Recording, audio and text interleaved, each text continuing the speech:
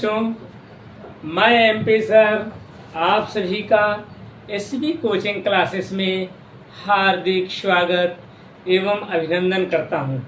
अभी तक आपने पढ़ा कक्षा 10 में संकलित वाराणसी पाठ के कई स्टैंजा यानी गद्यांशों का हिंदी में अनुवाद व्याख्या। अब आज हम पढ़ेंगे जो उसका भाग रह गया है, एक श्लोक मंगलम मरणम। ये बहुत ज़्यादा बोर्ड परीक्षाओं में पूछा जाता है।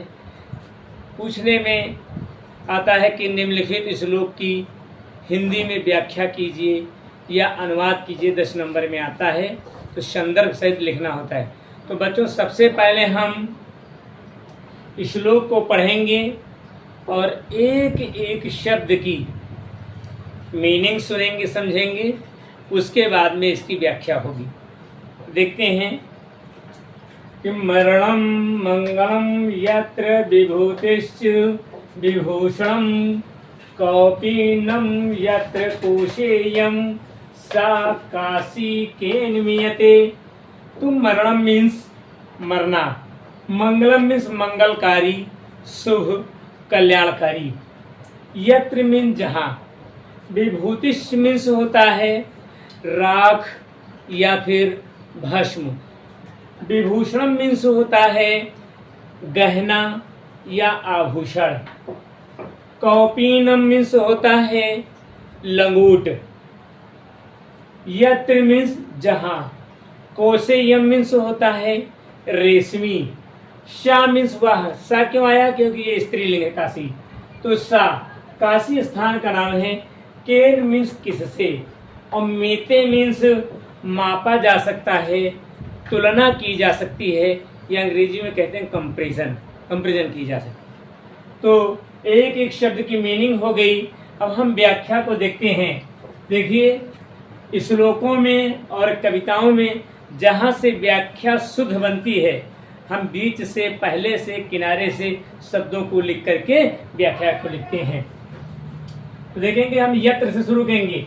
यत्र मीन्स जहाँ पर, मरणम मीन्स मरना, मंगलम मीन्स मंगलकारी या कल्याणकारी है।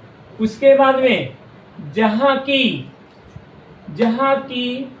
भस्म या राख ही आभूषण या फिर ब्रैकेट में हमने लिख दिया है गहना है, जहाँ की लंगोट ही रेशमी वस्त्र हैं, वह काशी किसके द्वारा मापी जा सकती है, अर्थात उस काशी की तुलना किसी से भी नहीं की जा सकती है। तो बच्चों, ये श्लोक की व्याख्या मैंने आप लोगों के सामने लिख दिया। अब इसी पाठ से कुछ महत्वपूर्ण प्रश्न और अनुवाद परीक्षाओं में आते हैं। तो मैंने कुछ प्रश्न लिखे हैं, तो उन प्रश्नों के उत्तर भी देखते हैं। तो वो लिखा है पहला प्रश्न कि वाराणसी नगरी कस्या नद्या कूले स्थिता। वाराणसी नगरी, कस्या मीन्स किसके, नद्या मीन्स नदी, कूले मीन्स किनारे, स्थिता माने स्थित है या बसी है। तो वाराणसी नदी किस नदी के किनारे पर स्थित है, या वाराणसी नगरी किस नदी के किनारे पर बसी है। तो मैंने एक शब्द में उत्तर दिया कस्या को, जो हमारा प्रश्नवाचक शब्द है, हमने उसको रेखांकित कर लिया, अंडरलाइन कर दिया, और एक शब्द में उत्तर दे दिया गंगाया। अगर आप चाहें कि अपना उत्तर छोटा हो, शार्ट हो, तो एक शब्द में भी लिख सकते हैं। और अगर आपके नहीं समझ में आ रहा तो हम पूरा उत्तर लिखेंगे। देखिए, वही उतार है प्रश्न ला, वाराणसी नगरी, अब कस्या की जगह पर गंगा लिख दिया, गंगा नद्या कूले स्थिता। देखिए, उन्हीं शब्दों में मैंने आइजन लगा दिया, यानी वही शब्द नीचे लिख दिए गए हैं। फिर दूसरा प्रश्न आता है कि वाराणस्याम गेहे गेहे किम द्योतते। वाराणस्याम माने वाराणसी में, गेहे गेहे मीन्स घर घर, किम मीन्स किसकी, और द्योतते माने ज्योति जलती है, प्रकाश होता है। तो हमने उत्तर लिख दिया है, जो हमारा प्रश्नवाचक शब्द था किम, तो किम की जगह पर हमने लिख दिया है कि विद्या या दिव्यम ज्योतिधते। लेकिन अगर समझ में नहीं आ रहा है प्रश्न, तो हम ऐसे भी लिख सकते हैं कि वाराणस्याम गेहे गेहे किम की जगह पर विद्यायाः दिव्यम ज्योति, और आखिर में उद्धते लिखा था, फिर हमने उद्धते लिख दिया, पूरा प्रश्न हो गया कि वाराणस्याम गेहे गेहे विद्यायाः दिव्यम ज्योति उद्धते, ये हो गया। फिर तीसरा प्रश्न है कि वाराणस्याम कियंता विश्वविद्यालयाः सन्ति। वाराणस्याम मीन्स वाराणसी में, कियंता मीन्स कितने, विश्वविद्यालय मीन्स विश्वविद्यालय, और संत मीन्स है बहुवचन में, यानी वाराणसी में कितने विश्वविद्यालय हैं।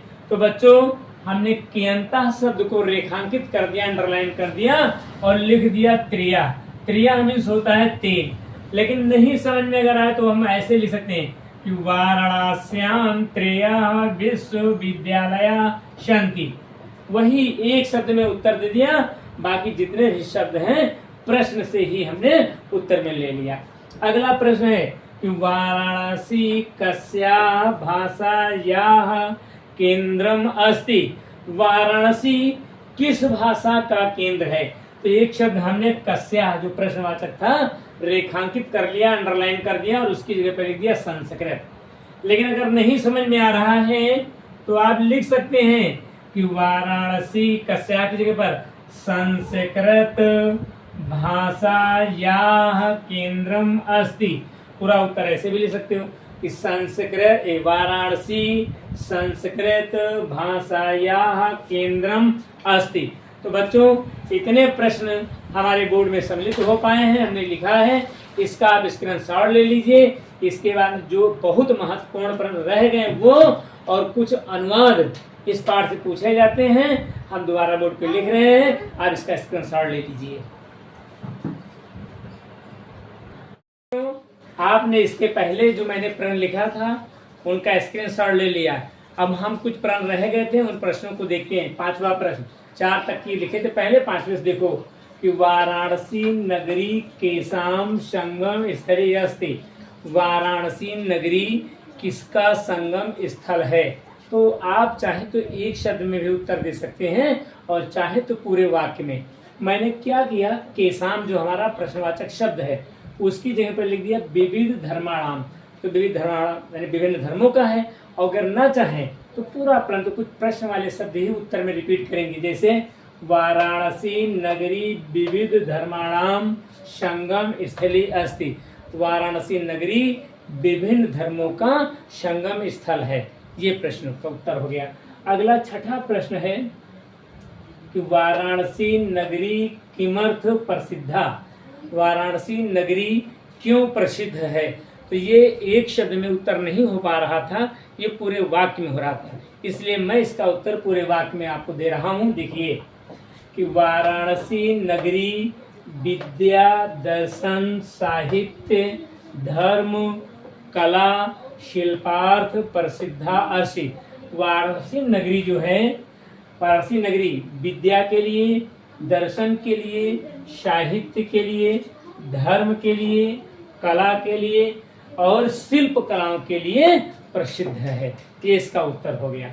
अगला प्रश्न है कुत्र मरणम मंगलम भवति। कुत्र मीन्स कहाँ, मरणम मीन्स मरना, मंगलम मीन्स मंगलकारी, लाभकारी, कल्याणकारी, और भवति माने होता है। तो कहाँ पर मरना मंगलकारी होता है, या फिर कहाँ पर मरना मंगलकारी है, शुभ है या कल्याणकारी है। तो हमारा प्रश्नवाचक शब्द है कुत्र मीन्स कहाँ।